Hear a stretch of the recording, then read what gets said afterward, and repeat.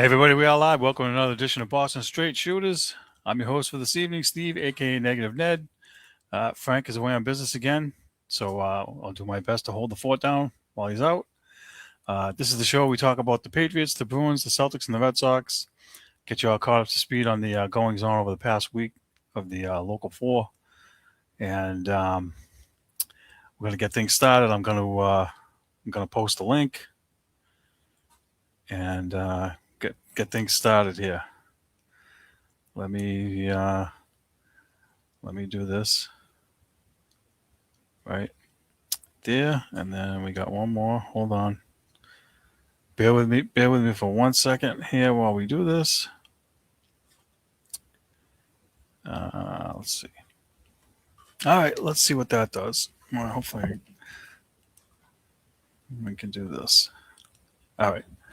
We're going to kick things off with the Bruins. They had kind of a tough week, up and down. They split.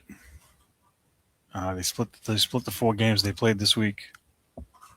A little bit difficult for them. Where are we? Let's have that. Right. So some good and some bad. They had. Okay, hold on. Hold on 1 second here. What's going on with this? I'm not sure. All right. I'll have to leave that. Okay. Bruins played Washington last Saturday. They ended up winning in the shootout 3-2. They fell behind early in the second period. The first period was kind of a wash.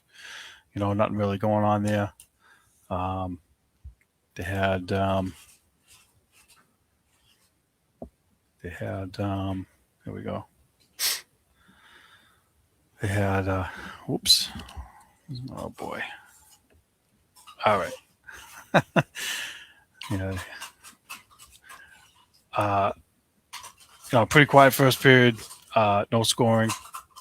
Second period. Fell behind one nothing early in the second. Quiet that down. Quiet. Sorry, got an extra background noise there. All right. Let's try this again, right? Bruins fell behind early in the second period, 1-0. They got a goal midway through second period. Charlie McAvoy tied it, and then Logan Thompson was playing really well for Washington. Stonewalling the Bruins, keeping them at bay. Capitals went up 2-1 about 3 minutes into the third period, and shortly after that, the Bruins were faced with they had to kill off a 2-man advantage. Pavel Zacha got called for a cross-check. No, he got called for interference, sorry, at the 3:59 mark. And then, around a minute later, Pastrnak got called for a cross-check. So they were down by 2 men, and they killed it off. It was a huge, huge kill for them to get that, to not get scored on there. And then Charlie McAvoy scored again around the 10-minute mark of the third period to tie it at 2. And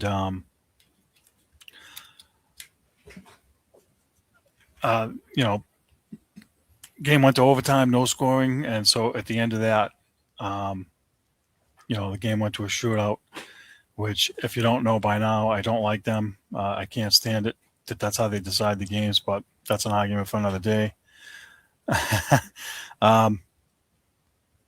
And they went back and forth 9 rounds each with no scoring until Fraser Minton scored on a sweet goal. He scored the game winner to send the Bruins home with a W. So really nice goal. He's been huge. He's been a huge pickup for the Bruins. Fraser Minton, good young player. So it's good to see them get the win. Jeremy Swayman was sharp again, especially in the shootout. He really did a good job on Capitals shooters. So he's starting to play better than he was earlier, and they're going to need him down the stretch if they're going to make the playoffs. So it was good. It was good to see them get the W.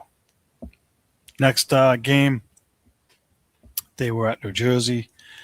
They lost in overtime 4-3. They had a 2-0 lead in this game. They went up 2-0 in the first period on goals by Pavel Zacha and David Pastrnak. And of course, in between periods or right at the start of the second period, they have to go throw the stats up. And I don't have them word for word here, but it was something to the effect of like the Bruins are 28-0-2 when leading after the first period, and New Jersey's like 1-28-1 or whatever when trailing after the first period. And so, of course, you know exactly how this is going to go now, right? New Jersey, they scored and they tied it at 2. They tied it up. They got 2 goals in the second period, tied it up. And they actually went up 3-2 early in the third. David Pastrnak tied it about a minute later with his 26th goal of the season unassisted. And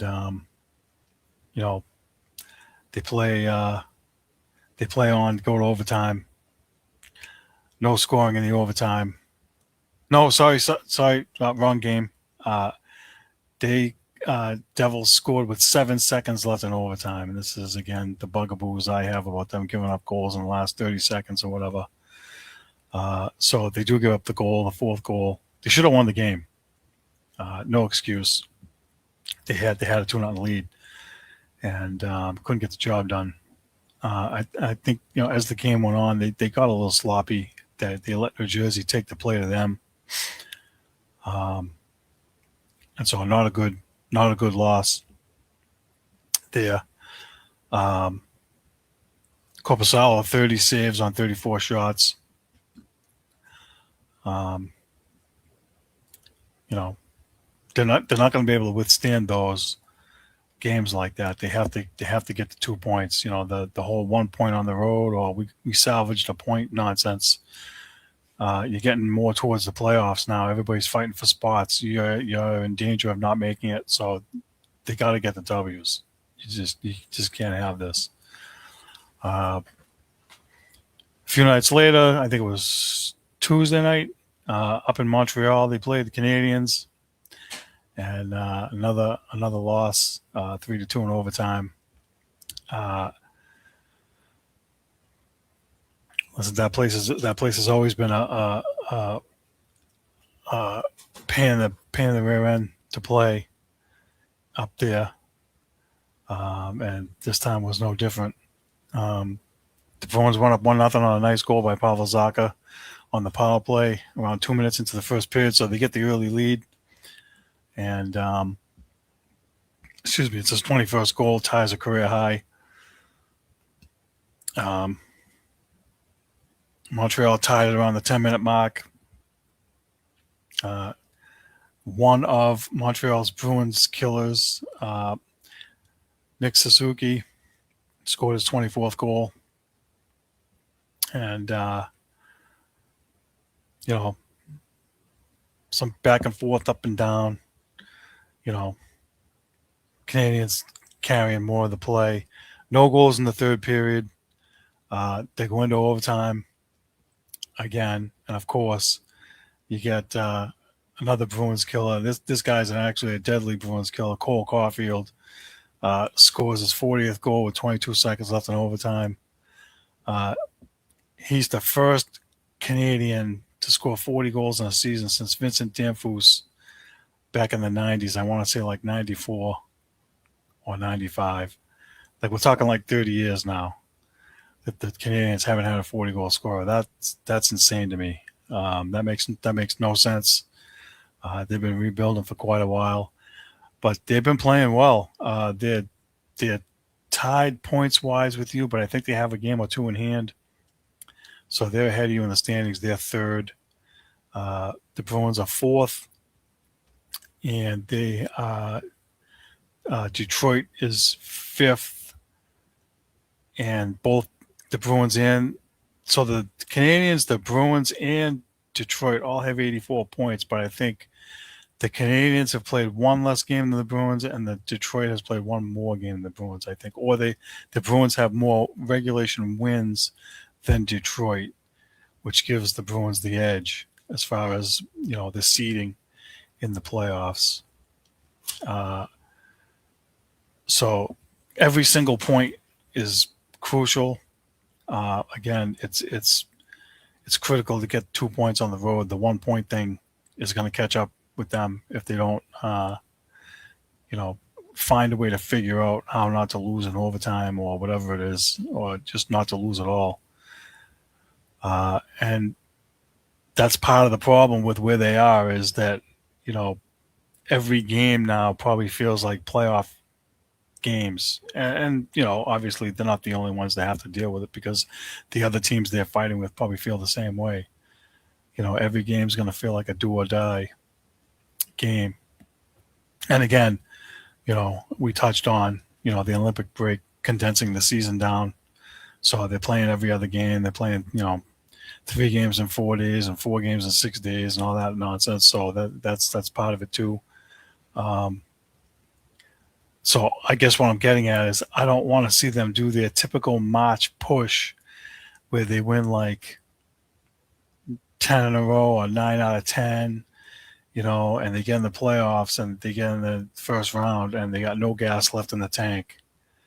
So I want them to win these games, but I want them to be a little easier path than what they've had. They've really been making it tough on themselves, in my opinion. The power play has struggled.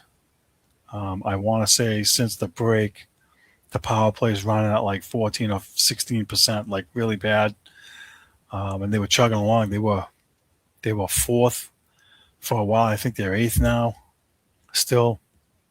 But that's an area that needs to get fixed, and pretty quick if they're going to win these games and make some noise.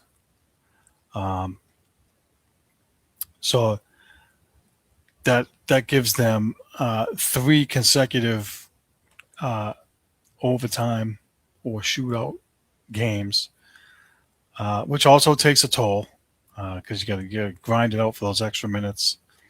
So I think they need to try to minimize that if they can. Last night they played Winnipeg. They won 6-1. They trashed them. I didn't see that coming, especially when the goalie for Winnipeg is Olympic gold medal winner Connor Hellebuck, and he's been Vezina Trophy winner the last few years, or 2 of the last 3, or whatever it is. He's got 2 or 3 of those in his pocket.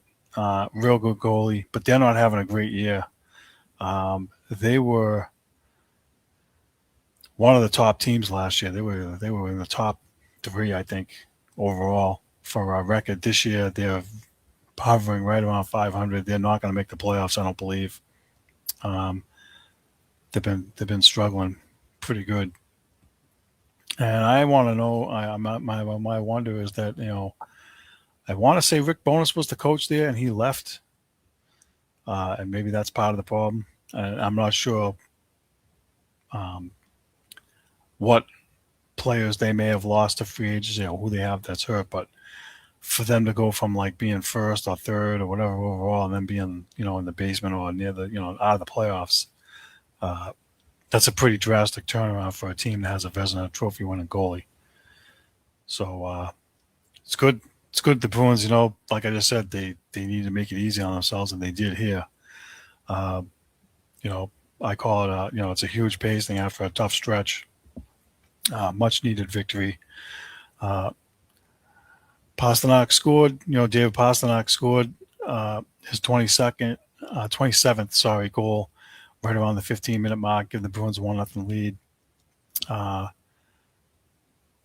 Hellebuck was, stopping the Bruins. He was making saves until the second period. There was a puck got dumped in, and it kind of got away from him when he went to go behind the net. It kind of squirted reverse by him, and recent Providence Bruins call up Lucas Reichel, who the Bruins acquired in a trade from Vancouver.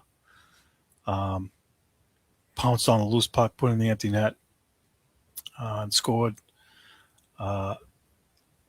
So, huge goal for the Bruins, huge goal for him.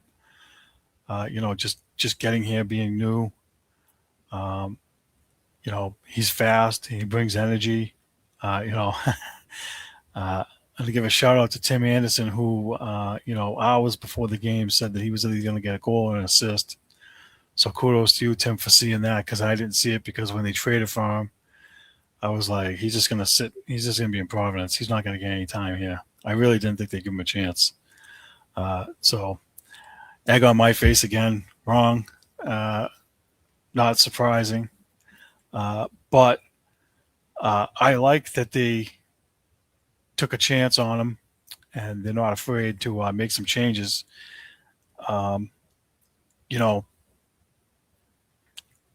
It reminds me a little bit, and I'm not saying he's the same caliber as these guys, but it reminds me of the late '80s when the Bruins brought up Craig Janney and Bob Joyce came from BC or wherever they came from, and that year that they came in, they infused the Bruins with some youth and some fresh legs, and I wonder if that was the thought process here. It was like, hey, this guy's been playing. He's got fresh legs. He didn't have to, I don't know, and I don't think that the AHL schedule has the same condense factor, because they don't have, half their team going to the Olympics. So, he's got a new opportunity here. He's trying to impress people. So he's playing hard. It was a good goal. It was good to see him score. Like I said, I was poking fun there for a little bit, thinking he's just going to sit in Providence, but it's what they need, and maybe he can help along the way going forward, and provide a little spark and give some energy. We'll see what happens. He's a young kid. He's in his early 20s. I forget how old he is, 23, maybe 24. And his father, Robert Reichel, played for the Calgary Flames. I think I mentioned that when they traded for him. So he's got NHL in his blood. So, nice goal by him. I think he got an assist later on, too. I forget which goal it was on, but I think he got a goal and an assist. So he got both in the game. Victor Arvidsson scored his 18th goal with about 2 minutes left in the second, give the Bruins a 3-0 lead.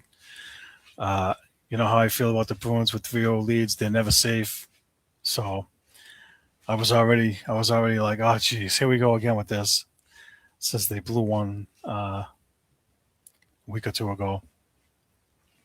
But, they didn't let it get to them. In the third period, they scored again. Pavel Zacha.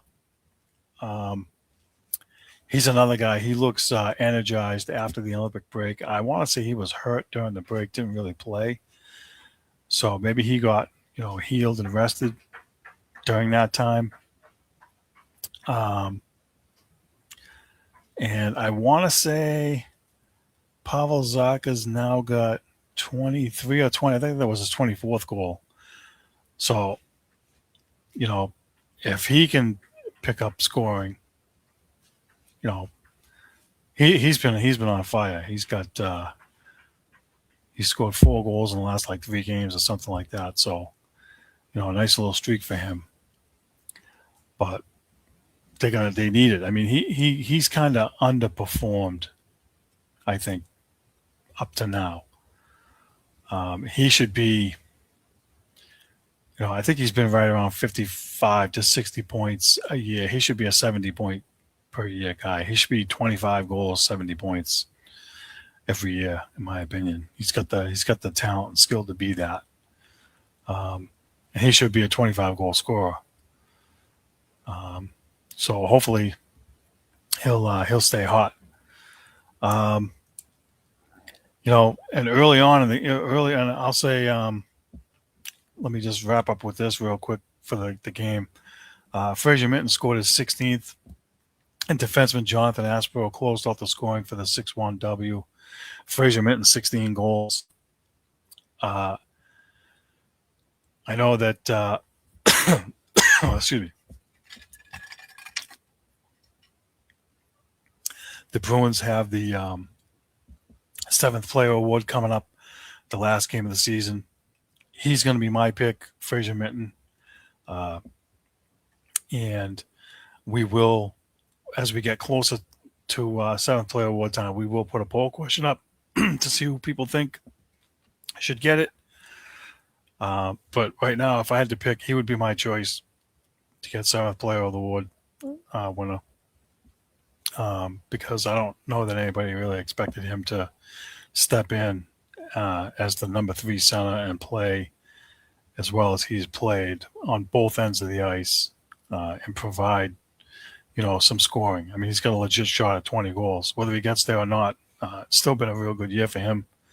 You got to tip your cap to Don Sweeney as much as people can't stand him or they want to get rid of him. In this particular case, it feels like he fleeced Toronto when we traded Brandon Carlo there for him. So I'm happy with that. And we'll get into there's going to be plenty of time to get into the draft picks we got and where what's going to go where later on. But Jeremy Swayman stopped 23 or 24 shots, looked sharp again early on in the game. The Bruins gave up a number of odd man rushes, a bunch of 2-on-1s, a couple breakaways here and there. Swayman was sharp. He was solid. He looked a lot like he did 2 years ago when they were making that run with Linus Ullmark. And they need that Jeremy Swayman every game going forward. And he, like I said, he's been playing better. So that's going to be a key. The other key is I hope that I think Sturm was trying to alternate every other game with these guys with the condensed schedule, but I think you're going to have to lean on Swayman a little more. He's going to have to play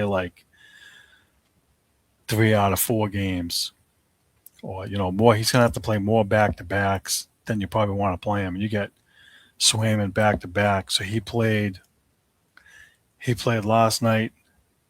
What's his name? Corpusalo played Tuesday. Tomorrow they're playing Detroit in Detroit. That to me needs to be a Swayman game. And then the next game you could do Corpusalo and flip it.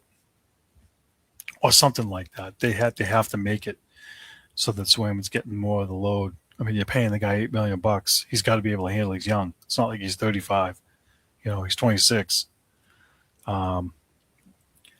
So, hopefully he can continue playing good. Again, every game is going to be critical. Every game is going to feel like a playoff game. I still have my doubts if they're going to make the playoffs. And I will say that even if even if they don't, I would give Marco Sturm credit for the job that he's done.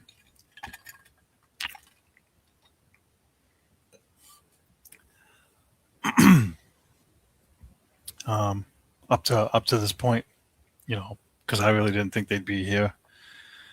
And I've mentioned this before, and I'm probably going to mention it again. But, he's getting the most out of what he's got. So let's see what they can do. All right, I'm going to switch gears now. We're going to talk about the Celtics.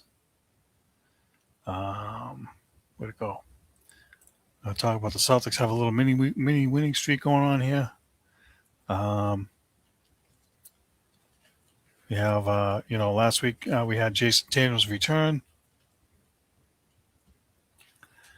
Uh, he's looked pretty good. Obviously he's going to have rust, but overall he's looked good. He's fit right in.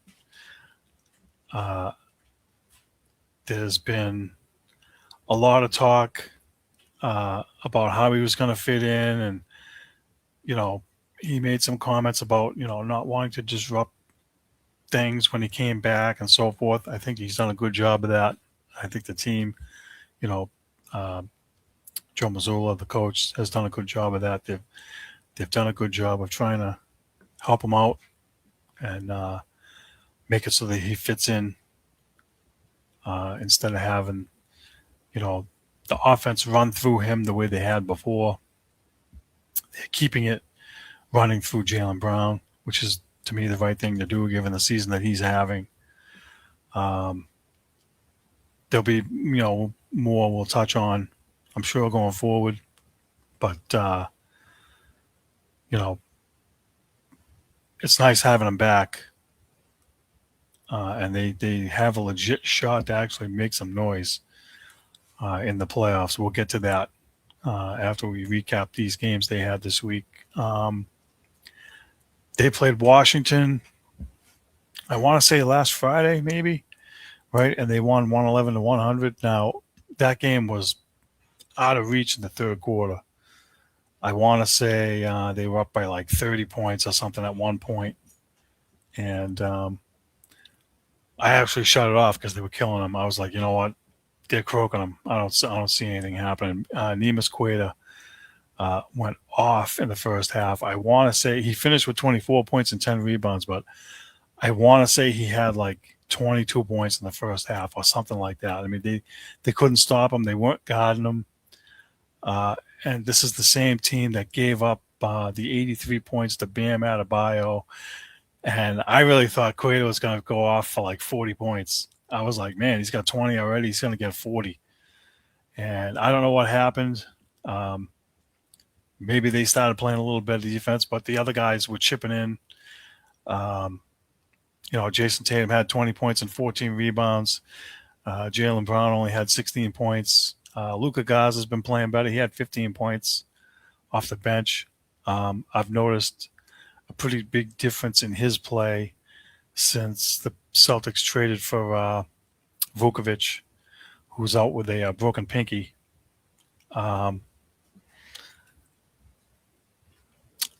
So, I went to I went into work on Monday, and I was talking to one of my coworkers who was a huge Celtics fan. And I was like, I shut it off. They were killing him. I go, what happened? He goes, the second string was in there, and Joe Mazzulla in the fourth quarter had to put the regulars back in so they wouldn't blow the game. I was like, what? I'm like, you got to be freaking kidding me. I'm like, no, that just shouldn't happen. So, I'm hoping that that's just a case of, letting the young guys get some run and getting them some experience against a team that's they should croak, no matter what. So that would have been extremely painful if I'd have shut that game off and they were up by 30. I wake up the next day and they lose. That would have been a nightmare. That would not have been good. The Washington Wizards, you might as well call them the Generals the way they're going, because they're not good. So the Celtics, the Celtics didn't shoot well from three in that game. 12 of 46. I have to think that was, without actually looking at the box score, I think that majority of those may have come from the scrubs or the second unit. Danny just tuned in from DR. I think the DR is Dominican Republic. That's crazy. Well, unfortunately, you missed your Bruins minute and you missed your seventh player award shout out. So I'll give it here again. Bruins seventh player award. My pick would be Fraser Minton. and we will have it as a poll question, not next week, but the week after, when it's that award is given on the last night of the season, regular season finale. So not this week, but the following week we'll have a question for that. So thank you for that, Danny. I hope you're enjoying yourself down there. Safe travels, and stay tuned. All right, Celtics. Back to the Celtics. 12 of 46 from three, 28%. Bad.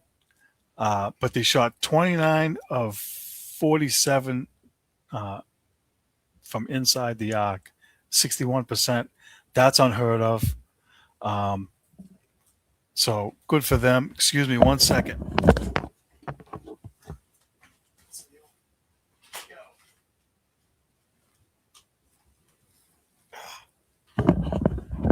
Apologize for that. The team mascot decided he wanted to play with something over there he shouldn't have been playing with, aka Owen, my orange and white cat, knucklehead. Where was I? All right, yeah, 61%. Offensive rebounds, Celtics 19-9.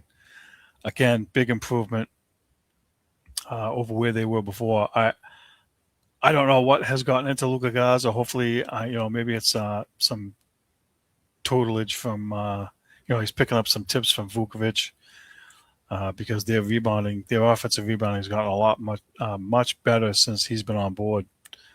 And that's regardless of whether he's playing or whether he's not. So that's an encouraging sign, I'll tell you, because, at the very beginning of the year, I really felt that Keita and Gaza would be okay. Like, they don't have to carry the load. They don't have to get 20 points each and, double-digit rebounds each and this and that. They just have to get, like, a combined double digits, right? One guy gets 12 points and 10 rebounds, other guy gets 8 points and 6, 7 rebounds, something like that off the bench. Like, combine it and get some production. So, they have had a few of those games where, one or the other. Keita might get 8 points and Gaza will get 15 or 16. Or Keita will get, 16 and Gaza will get 8 or 10. I mean, that should be good enough. But it's the rebounding that was killing them earlier. And they have really improved that area. So I'm happy to see that. Next game, they played Phoenix. They won 120 to 112. I only saw the first half of that game. So they were winning when I went to sleep. That's what happened. I dozed off, and I missed the rest of it. Jaylen Brown, 41 points, carrying the load. 19 of 21 from the free throw line. That's great to see. And actually great to see that he's getting the calls. I mean, 19 of 21, that's huge for him, because there's been some games where he's like 4 of 8 or like, 8 for 12. And I'm like, he's missing the free throws when they go to tie or get close, go up. I'm like, oh man, you can't miss free throws here, dude, in the fourth quarter. Like, it was killing me. So I'm hoping also that, that's starting to get cleaned up too. But he to me is the MVP this year in the NBA. And when we get closer to the end of the Celtics season, we'll try and do a poll question about, who should be the MVP. I think it's him because, before Tatum came back, if they had lost him too and he wasn't on the team, they'd be in the basement, in my opinion. The MVP award should be to the most valuable player to your team. And I was on Frank's show earlier, Box Seats, with guys over there, and they had this discussion about who should be the MVP, or whether Luka Doncic, should be the MVP. And it's great that the guy's averaging 33 points a game, but he doesn't play defense. And if you took him off the Lakers, they'd still be, to me, they would they could still be at least a 500 team with LeBron and whoever else they got and possibly make the playoffs. Whereas if you took Jaylen Brown off the Celtics, and let's say earlier in the year, if he went down for any reason and you didn't have him and Tatum, they'd be nowhere. Other teams too. Nikola Jokic for Denver, who is insane for a guy that's his size. I think he's 6'11" or 7 feet tall, whatever he is, averaging a triple double a game. The guy's nuts. Typically, when you lose a guy like that, you suffer. But I looked up their record without him this year; they're 10-6. So, he could be, and he most years would be the MVP, right? But because he missed games and they still survived without him, I don't know. It's just my argument. I just think that Jaylen Brown's having a hell of a year. He's really stepped up.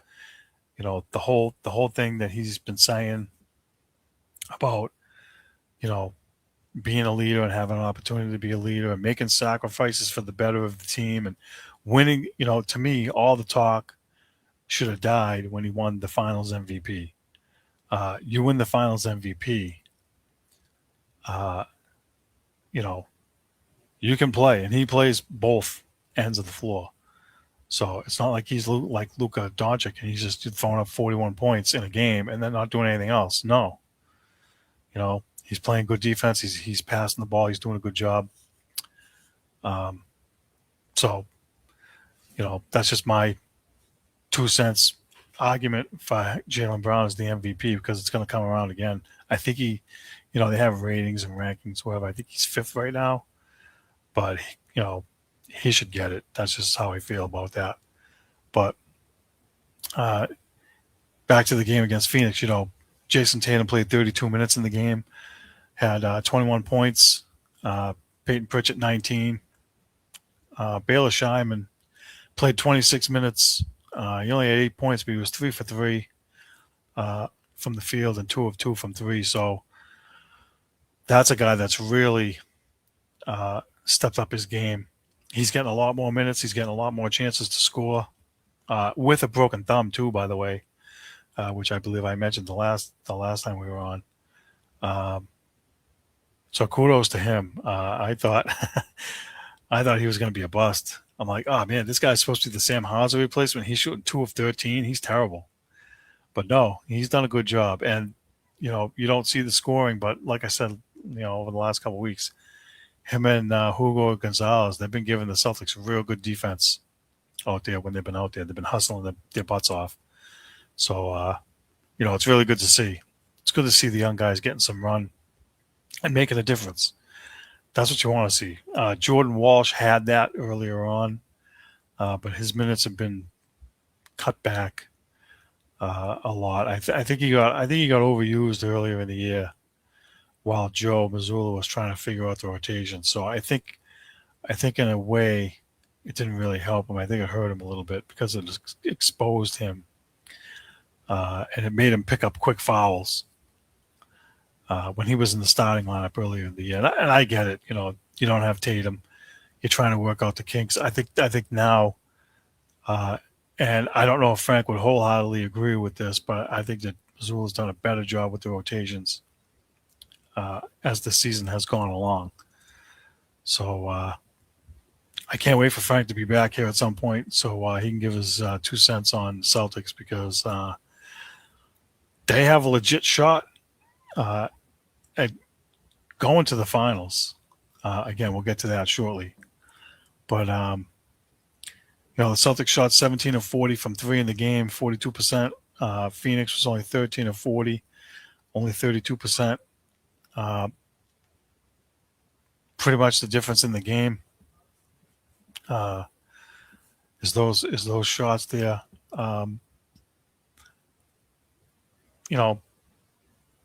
The Celtics are not taking as many threes as they were earlier. That is helping them. They are dialing it back a bit. Last year they led the league by a wide margin. I think this year they're 3rd or 4th or something like that. So they have adapted their game around Jaylen Brown, and we've been screaming at them to do this for the last few years. Uh, you know, and but they still do, and this really aggravates me. They still do like just chuck it up there with nobody. They get an offensive rebound, they kick it over, and Derek White's wide open, and he's not like on the line of the 3-point, but he's a little bit further back. And he just chucks it up, and I'm like, dude, what are you doing? Sam Hauser was doing it, Peyton Pritchard's doing it, Derek White's doing it. I'm like, oh, guys, reset the clock. You don't have to chuck up a three just because you got the rebound and there's nobody on you right there. Reset and make a play. You know, I worry about that when playoff time comes around. I really do. I that has hurt them in the past, and it still bugs me that we're getting better at offensive rebounds, and now we're still going to go back and do that stupid, just chuck it up there. I'm hoping they rectify that a little bit going forward, because when they lose to teams like the Knicks or to anybody that they shouldn't lose to, I look at those times and be like, oh, you might have had a good look, but you don't have to do that. You don't have to just grab it and throw it up right away. No one's under there now. I don't get it, but whatever. Another rant for another day. We'll hold the rants off. Third game they played in the last week was against Golden State. They won 120-99. That game, another game that wasn't really close, most notably because Steph Curry wasn't playing. He's been out for an extended period with a knee issue. Old friend Kristaps Porzingis returned. His first game back here, I think. And, they did a video tribute for him and stuff, which is cool. He's definitely not the same guy. 22 minutes, 11 points. Excuse me. 22 minutes, 11 points. But I'm glad that we got to see him play. He wasn't hurt. Draymond Green only 13 points, so they lack scoring without Curry. They have issues. I think they're like 500. They may or may not make the playoffs. But Jaylen Brown, 32 points, carrying the load again. Good game by him. Jason Tatum, 24 points, 10 rebounds. He looks like he's getting more comfortable. He's driving to the basket more, which is good to see. So hopefully, nothing's bothering him, and he's rounding back into what he was. Luka Garza, again, 15 points off the bench. Peyton Pritchard, 19. Good, solid win. And again, it's a team they should beat. They shouldn't lose. With Curry, it's a different story. And I think earlier in the year when we played them out there, they beat us because Curry went nuts. I forget how many points he had, but that's probably one of the only guys in the league that when you get an offensive rebound and kick it out to him, he's the only guy that should shoot it. He's just that good. But another solid win for the Celtics. They're a game and a half up on the Knicks in the division. And they are 3.5 games, I think, behind Detroit. And Detroit lost their top guy, Cade Cunningham, to a collapsed lung. And they said he was going to be out for an extended period. And I can tell you firsthand, having a collapsed lung in high school, how freaking painful that is. And I don't know the extent of the injury that he has. I do know that when TJ Watt had his, it was because he was doing some kind of acupuncture needle treatment nonsense, and they punctured his lung on him by mistake. So he only missed like 2 weeks. But if Cade Cunningham has the same thing that I have, and again, we're going back 40 years, so I don't know what the technology is like now, but basically what happens is they put a tube in your side, and the tube gets hooked up to a tube on the other end in a bucket, and there's fluid in my case, I had fluid in my lungs, so they had to drain the fluid out. Uh, and then you have to do like breathing exercises and whatnot. Uh, I wasn't supposed to really do anything for like 8 weeks. Now, professional athletes have, better trainers. They have everything's better, so his time frame may be only like 4 weeks, but still, to come back from that. Um, I forget the guy's name, CJ McCollum. He had it earlier. I forget who he plays for, but he missed 6 weeks. So if he's out for 4 weeks or 6 weeks, the Celtics could have a legit shot at getting the number one seed in the Eastern Conference, which would be incredible considering a lot of people didn't have the Celtics making the playoffs at all without Tatum. Uh, again, I had them at 45 to 48 wins. They're going to blow by that. They should get 50 wins easy, it looks like, the way they're going. So, they're having a good year and got to keep it up.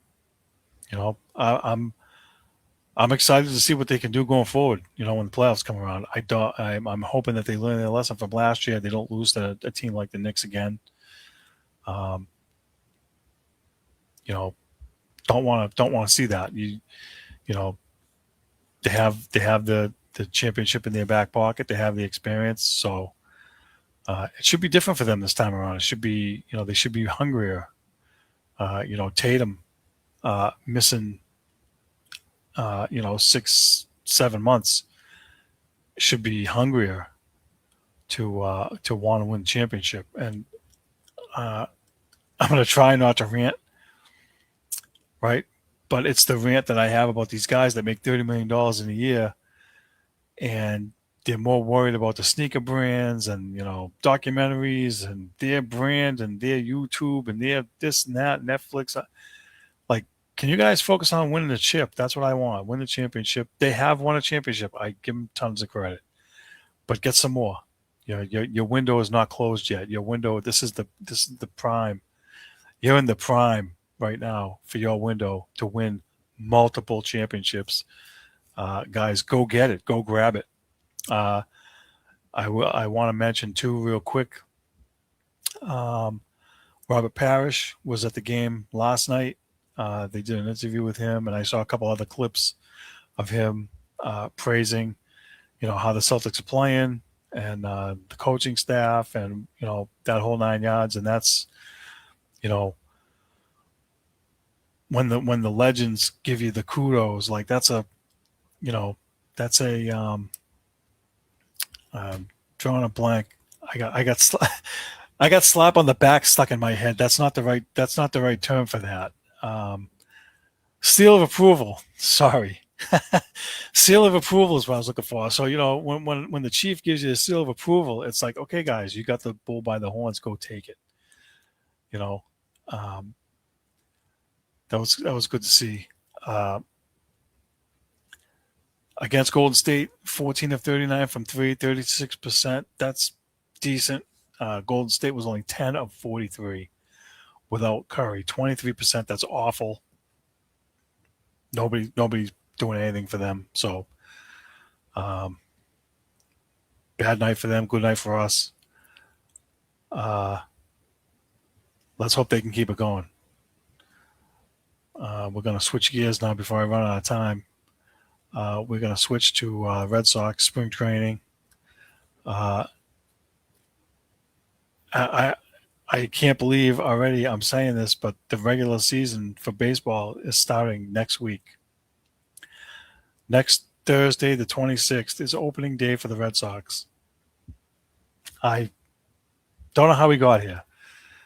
I haven't really watched many of their games. The games that I've watched, they've had some of the regulars, but obviously not all of them because they had all the guys that were playing in the World Baseball Classic. I do want to touch on that for a minute. I do want to touch on that for a second. Give me 1 second. Where's my notes? Where'd it go? Right here. Okay. Venezuela beat USA in the last game in the final to win the tournament. Excuse me. I didn't see the game. Actually, I only tuned in for very little of that tournament. Um, Apparently, people liked it. Apparently, it was exciting. There were big moments. William Abreu had you know uh, a game. I don't remember which game it was, but he hit like a go-ahead two-run homer in one of the games that they won. Um, Jaron Duran played for Mexico, and he had 3 home runs and 5 RBIs. He had 333 in that tournament. He had some big hits for them. Abreu had 2 home runs and 7 RBIs. Hit 250 again. He hit that big home run in that game. Uh, in the game that USA lost to Venezuela, USA was trailing 2-0. Bryce Harper hit a 2-run home in the bottom of the 8th. Top of the 9th, Garrett Whitlock came in and gave up a go-ahead double to make it 3-2, and then USA couldn't score. So a bunch of Red Sox in this tournament. Roman Anthony was in the tournament. He actually led USA with 7 RBIs. He had 2 home runs also.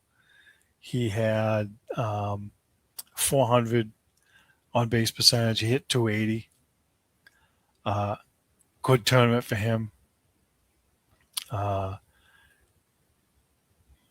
He's obviously the next face of the franchise for the Red Sox. That's going to go without saying. But for him to be able to stand out like that in that kind of a tournament with all the big names, is an encouraging sign for the Red Sox. Hopefully he can stay healthy. In the spring training game today, he got hit by a pitch, but he had that giant plastic elbow thing on, so I don't think it bothered him. So, listen, I think part of the reason that I'm not watching that tournament is because they have it at the wrong time of the year, in my opinion. They do it during spring training, and I don't know how. I think they should have it at the end of the year in November, after the season's over, after the World Series is over, and maybe they don't want extra wear and tear on guys after a 162 game season. But to me, it would be better if they had it on. Then I don't know what the reasoning is that they don't, but or have it in the middle of July. Do like the Olympics. Well, maybe they don't want to shut the season down, but do like the Olympics. Shut it for a couple weeks, right in the middle in July when you have the All-Star game. Nothing's going on then. That whole week, right? It's quiet. You can have 1 week as that, and then another week the following week, and then you want to keep 162 games. Then the guys have to play more doubleheaders on the weekends or whatever. That's one way I would probably try to do it, but.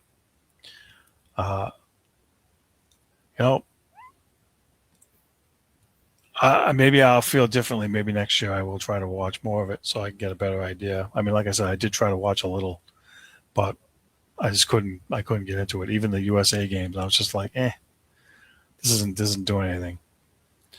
But the Red Sox are on their way. Their record right now is 12-13. Like I said, they were missing 9 guys, so I think it was 9 guys across a bunch of different teams. So I don't remember where I saw this, but somebody had a projected lineup for the Red Sox with their starters and their pitching and so forth, what the team was going to look like. And he's got Roman Anthony leading off. I think that's a no-brainer for everybody.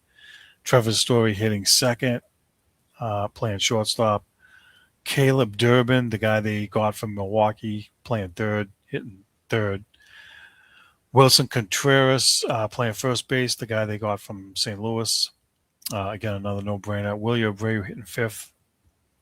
Carlos Narvaez at catcher hitting sixth. Jaron Duran hitting seventh at DH. I don't like that, which we'll get into later. They have Andrew Monasterio at second base. Now, I forget where they got him. I think they got him in a trade. And it's either going to be him or Marcelo Maya. Now, Monasterio hits right-handed. Maya is left-handed.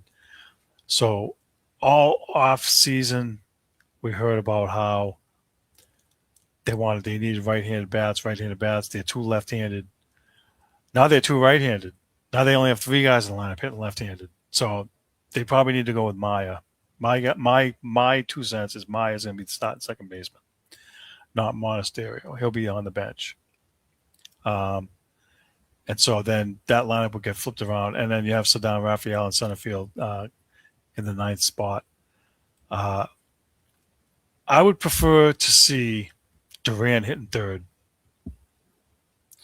Honestly, I'd prefer to see Duran hitting first and Roman Anthony hitting third. But because Roman Anthony's eye is better and he's got a better on-base percentage, I get why. This is the old Wade Boggs argument, right? Wade Boggs was hitting second or third like forever. And then I think at one point they had asked him to lead off. He didn't really want to, but he did because he got on base all the time. The guy had 9 million walks a year and could hit 360. That's probably the case here. But I want Durant hitting third, not Durbin. Durbin should hit like 7th. That's just my take on it. And that's how I would flip it. They want to do the left, right in the lineup. That's what I would do because now you have 6. You have 6. All right, so you have Durant 7th. They put the lefty there. But if you flip them and put Durant 3rd and Durbin 7th, you would have Narvaez, Durbin, Monasterio, and Raffaele, the 4 guys right-handed in a row. That wouldn't work. So I don't know. I'm sure they'll find a way to figure it out, but that's not how I would do it. Let's get to the pitching staff. This is another thing that I didn't realize. Oh, the bench guys: Connor Wong at catcher, Isaiah Kinnick Falefa. He's the infield guy they got that's gonna back up multiple utility spot guy, and then Masataka Yoshida as DH outfield bench guy.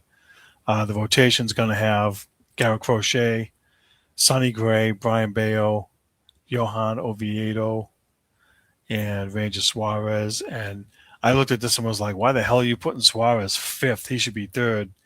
But apparently I read further on that it's a lineup. They're trying to line up him with further spots in the schedule. So he might start as the 5th starter, but he's probably going to move up to 3rd by like mid-April or something, like ramp up his innings and stuff. So, okay. Connolly Early and Peyton Tolley, the young rookies that we had last year, they're both going to start in AAA. That should be a no-brainer. They've both had really good springs too, by the way. So it's tough to see them go down, but that's actually where they need to be. I think they got rushed last year. No, they had to be here because of injuries, but they really do need to be down there getting seasoned. Bullpen, Chapman, closer, no-brainer. Whitlock, the setup guy, perfect. These guys they have here, Slayton, Wiesert, Danny Colum, who they just picked up, Zach Kelly again. Why? I have no clue. Giovanni Moran, Ryan Watson. There's a bunch of new guys here. Colum, Moran, and Watson are all guys. I have no clue who those guys are. So I got a little bit of catching up to do with them before we get started. I'm really stumped about Zach Kelly. I don't know why he's here. It's going to bug me until they do something with that. and I know we're running up against it, but I have a little bit of a mini gripe. And I already know the answer to this, but why, when I'm watching Nesson and I'm watching the Red Sox on the road, do I have to have the the the road team, the home team? Let's say the Red Sox are playing at Minnesota. I got the Minnesota announcers on Nesson because you're too cheap to have our own guys do it. You don't want them to travel and go to the game and call. Aren't you already paying them? You're that cheap. That is irritating. Uh, that that really sticks in my craw. I want to hear Lou Maloney. I want to hear our guys talking about our guys. I don't want to hear those guys. I don't want to hear their guys. That's annoying as hell. Um, and it's probably not going to go away because uh, I've read that some teams are like cutting out the third person that's in the dugout or whatever, and they're making changes and all this other stuff. So everything's getting stripped down. It's getting crazy. They're cutting costs. I don't know. I don't know how or why they're doing that, but nonetheless, opening day next week. Brace for it. Um, I do want to touch one free agent move the Patriots made real quick. Actually, two. Give me a second. It is where did he go? Right here, linebacker KJ Britt signed with the Patriots for 1 year, $1.4 million. He's 27 years old. I look at him as the Jack Gibbons or Jelani Tavai replacement. I think it's a good move. He's only 27. You get some fresh blood in there. I don't know what ties he has to Vrabel. I didn't get a chance to look at any of that, but there's that. And then they signed a long snapper who played in New Orleans last year. I don't know what the reasoning is for this. Nico Lalos from the Saints. I don't know, depth, I guess. Experience. I don't know how long he's been a long snapper. He was a defensive end and got switched. Didn't get a chance to really dig too much into that, but maybe competition for the rookie that we had this year. I forget his name now, but interesting to say the least. Let's move on to poll questions. We didn't have any poll questions this week. Yours truly slacked off, so I apologize for that. But we did have predictions, I believe. You know what? I don't have them here. I boo-booed earlier, so I don't have last week's predictions, but I have ones for this week prepared miraculously. I say Lucas Reichel will get 2 goals in a game this upcoming week. Don't ask me which game. I'm going on a limb here since he's new. Let's see what he can do. Roman Anthony will hit a home run on opening day. Not likely to happen, but I'm gonna throw it out there, and I'm gonna say Luka Gaza has a 20-point game next week. He's getting closer. He's got 15, 16 in his pocket. Let's see if he can get over the hump and get 20.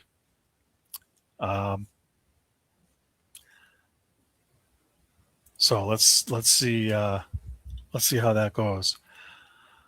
Let's see. I don't have any more. So with that, we will sign off. That's the show. Want to thank everybody for watching. Want to thank you for your support. Thanks for voting in the polls when we have them. Thanks for all the commentary. And be sure to check us out on YouTube. And we'll be back next week. Everybody have a good weekend. And talk to you later. Peace.